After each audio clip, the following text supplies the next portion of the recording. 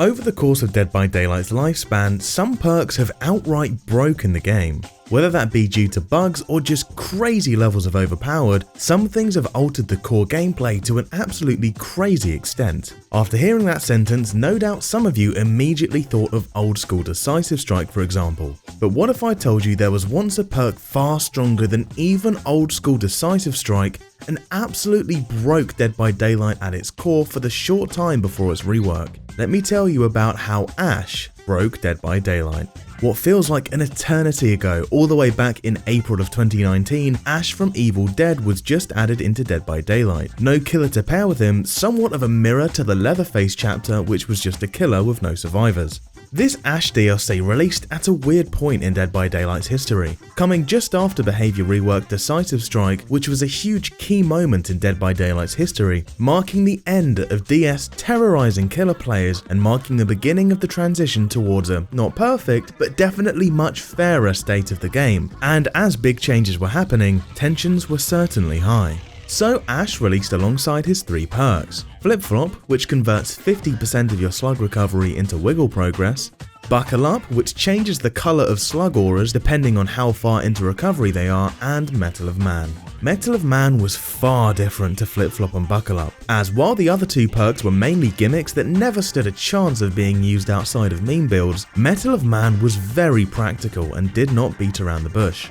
After getting hit 3 times by a basic attack, Metal of Man would activate, granting the user complete immunity to the next attack that would down you once injured. After healing, your aura would be revealed to the killer until you were next downed. Let me just clarify, after taking damage 3 times, you just get an extra health state. No deep wounds, no mending, just a 3rd health state. Needless to say, Metal of Man was the immediate favourite, as users didn't have to go out of their way to activate it. It would simply provide value naturally during regular gameplay. And it goes without mentioning, giving survivors a whole 3rd health state was absolutely game changing. Right off the bat after Ash's release, every match immediately consisted of 4 sets of Metal of Man, which would of course also be combined with Dead Ard, effectively granting users 4 health states, which, as you can imagine, was absolute hell for killers. What made the situation even worse was that Metal of Man was released just 2 weeks after Decisive Strike received its big rework into an anti-tunnel perk.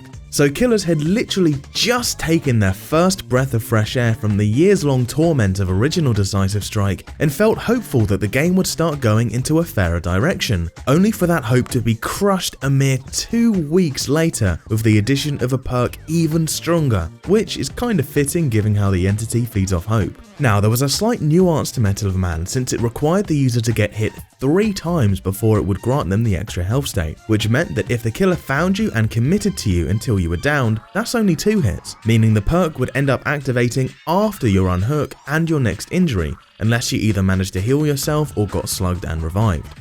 While that alone was incredibly powerful, some players got even craftier and used other tools at their disposal to amplify the effects of Metal of Man with insta-heals, both Styptic agents as well as the syringes. You see, back then both of these add-ons would instantly heal you the moment you used them, with Styptic agents insta-healing 1 health state and syringes insta-healing 2 health states. Yes, that means syringes could instantly take someone from slugged to full health. No waiting 16 seconds, literal instant heals. So, craftier players had come up with a plan to guarantee maximum Metal of Man value by playing the first chase like normal. 2 hits, down, hook, unhook, get healed to full, and then their second chase would be an all-out assault where they would take their first hit, then insta-heal it up, Metal of Man would now activate, then the killer would hit them again, then they dead-ard the 3rd hit, then Metal of Man would immune the 4th hit, and then finally, after 5 entire hits, the killer would finally have a down.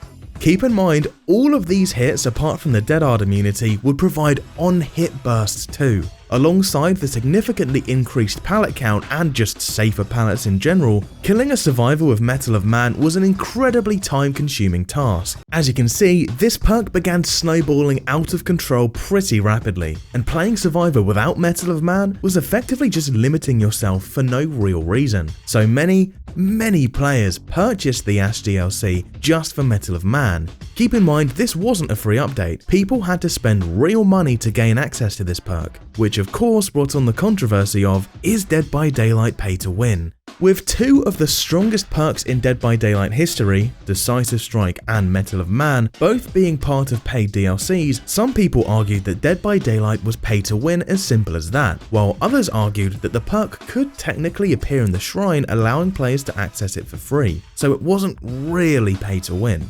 That being said, it certainly wasn't all sunshine and rainbows for Mettle of Man, as it was actually completely bugged against certain killers, most notably the nurse, as the perk simply didn't stack against her at all. Since Mettle of Man was absolutely absurdly powerful, killer players were not happy dealing with this perk, especially a mere 2 weeks after they finally caught a break from Decisive Strike. While Decisive Strike technically had some degree of counterplay via juggling or dribbling, Mettle of Man had no such thing. Killers couldn't just not attack survivors, and while the perk didn't stack off abilities, anybody with decent looping skill would not let killers get chainsaws or hatchets that easily, and would force the killers into a mouse one-hit if they wanted any state of damage at all. 3 months after its release, on the 18th of June 2019, patch 3.0.0 released with a huge nerf to Mettle of Man. The perk would now only stack on protection hits instead of any hit. While this change literally only added 1 word to the perk description, it made a crazy difference, with the perk now being effectively reworked to fill the role of empowering a bodyguard playstyle. And just like that, gone. Mettle of Man instantly went from multiple instances each game to rarely ever seeing a single use of it even after hundreds of matches. While the perk was certainly not useless, it was now only really useful in full-on body block builds, and even to this day, it doesn't see much use outside of content creators making funny videos with it, which is a huge step down from the original game-breaking iteration. While the removal of such a powerful perk was certainly better for the game's health, many players felt as if they had been scammed, as they had bought the DLC purely for the original Mettle of Man's strength, and now that had been replaced with something significantly less useful. This feeling was worsened by the fact that Ash's 2 other perks, Flip Flop and Buckle Up, are not valuable in the slightest. Flip Flop is only ever used in meme wiggle builds, and Buckle Up is genuinely one of the worst perks in Dead by Daylight due to the auras still not clearly indicating if someone is fully recovered or not, defeating the entire purpose of the perk. Mettle's nerf made its pick rate plummet, and while Behavior's goal was to tone its strength down, this was too far. It absolutely needed some love. So, 3 entire years later, on the 2nd of August 2022, Mettle of Man received a buff. The amount of protection hits required to activate the perk was decreased from 3 to 2, making the perk slightly more viable as it would waste less time getting the perk up and running. But once again, due to it requiring protection hits, which required you to take hits for your teammates, it still required a pretty sizable investment to gain that extra health state. However, alongside this buff, a new restriction was added. Once Mettle of Man was active, performing any form of conspicuous action, repairing a gen, healing, breaking a totem, booning a totem, would disable the effect, wasting all of your previous effort. This nerf meant that alongside wasting a lot of time to build up Mettle, once you actually got it active, you had to be even more useless as you couldn't contribute anything to the team in fear of losing your perk.